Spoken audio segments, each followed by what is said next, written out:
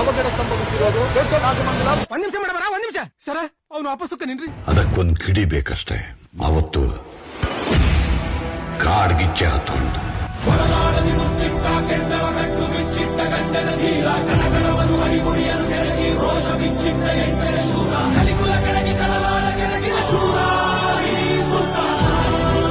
ಗುಡುಗು ಸಿಡಿಲುಗಳ ದಿಬ್ಬಣ ಕಾಲ್ ಕೆರೆದು ನಿಂತಿದೆ ತನ್ನದೇ ಬರಹಕ್ಕೆ.